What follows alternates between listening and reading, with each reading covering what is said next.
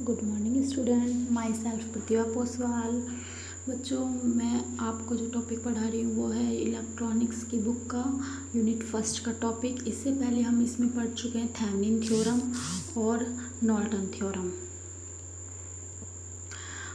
अब जो हम पढ़ रहे हैं वो है मैक्सिमम पावर ट्रांसफ़र थ्योरम, अर्थात अधिकतम शक्ति संचरण प्रमेय। ये प्रमेय क्या कहती है? ये थ्योरम कहती है कि जब भार प्रतिबाधा यानी लोड इम्पीडेंस तथा सोर्स की आंतरिक प्रतिबाधा इंटरनल इम्पीडेंस परस्पर आपस में कॉम्प्लेक्स कंजुगेट हो तो सोर्स से लोड पर जो शक्ति संचरित होती है, जो शक्ति मिलती है, उसका मान क्या होता है? अधिकतम होता है। तो अगर हम इस प्रमेय को प्रूफ करें तो यदि हम मानकर चलते हैं कि किसी भी सोर्स ई की इंटरनल इम्पीडेंस यानी आंतरिक प्रतिबाधा है वो Z G equal to R G plus iota X जी।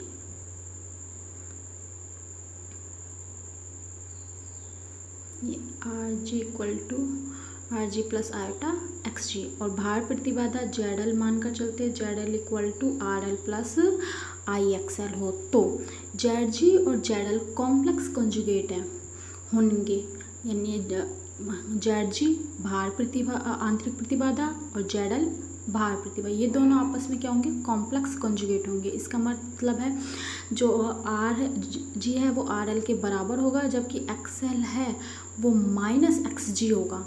तो यानी कि कोई भी विद्युत वाहक बल ई वाले सोर्स से जो अधिकतम शक्ति संचरित हो, जो भी शक्ति संचरित होगी वो अधिकतम प्राप्त होगी लोड पर। देखो बच्चों, आपको एक सर्किट दिख रहा है, ये सर्किट जिसमें सोर्स ई है और इसकी जो आंतरिक प्रतिबाधा है जेड जी वो है R G plus iota X G हम लेकर चलते हैं, और लोड प्रतिबाधा load impedance Z L equal to है R L plus I X L. इसमें जो धारा प्रवाहित हो रही है वो आई हो रही है।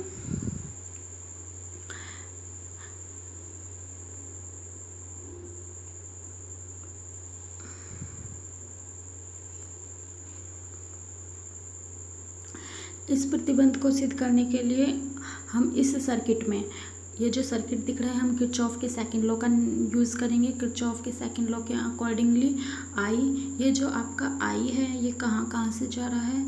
ये आई है जो जेड जी से होता हुआ और जेड एल, यानी कि आई ब्रैकेट में Z G plus Z L, और इसमें जो सोर्स है वो क्या है? ई, तो इक्वल टू ई। तो यहाँ आपके पास आएगा I Z G plus Z L equal to E. तो यहाँ आई का जो मान होगा वो होगा E upon Z G plus Z L. तो अगर हम शक्ति का मान क्या होता है? पावर इक्वल टू होती है आई स्क्वायर आर, तो पी इक्वल टू हो जाएगा I square R L load प्रतिबाधा, तो P इक्वल टू हो जाएगा आई की वैल्यू हम समीकरण 1 से पुट कर देंगे, E upon Z G plus Z L into R L. P इसके ई की वैल्यू आई की वैल्यू पुट करेंगे तो ये वैल्यू आएगा, इसके स्क्वायर को खोल लेंगे तो E square R L R G plus I X L X G और R L plus I X L. R Z G और जेड एल का मान हम ऊपर इन समीकरणों से पुट कर देंगे जो हम मान कर चल रहे थे। जेड जी का मान are G plus I iota X G और जेड एल का मान are L plus iota x L.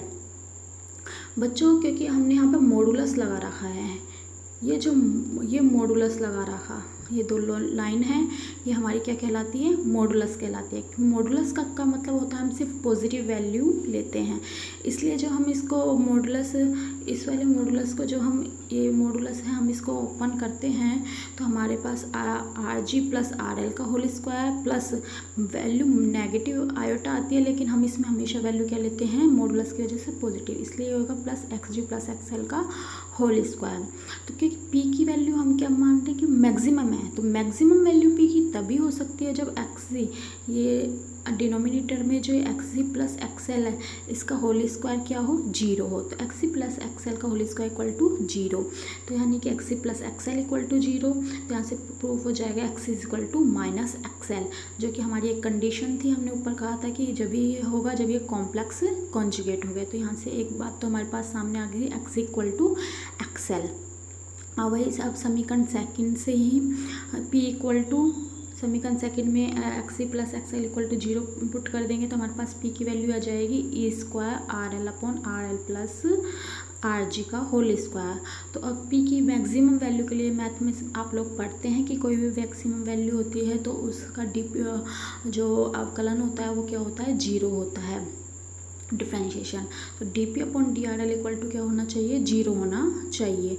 तो इस समीकरण 4 का क्या कर देंगे हम, अवकलन करेंगे तो D P upon D R L equal to आ जाएगा यू अपॉन वी के टर्म में हम इसका अवकलन कर देंगे यू अपॉन वी के फॉर्मूले से। तो हमारे पास जो इक्वेशन आएगी वो आएगी R G plus R L का whole square minus R G plus R L का whole square minus 2 R L R G plus R L equal to 0। यहाँ से हम R G plus R L है उसको R G plus R L को common ले लेंगे तो हमारे पास आ जाएगा R G plus R L minus 2 R L equal to 0। क्योंकि are G plus R L तो 0 के इक्वल नहीं होगा तो यहाँ से हमारे पास जो ये वैल्यू आएगी R G minus R L equal to 0, यानी कि R G equal to R L. और यही मैक्सिमम पावर ट्रांसफरेशन की क्या थी, सेकंड जो कंडीशन थी वही थी। तो हमारे पास दोनों कंडीशन प्रूफ हो गई है, first R G equal to R L और दूसरी जो कंडीशन थी हमारी वो क्या थी, X G equal to minus X L.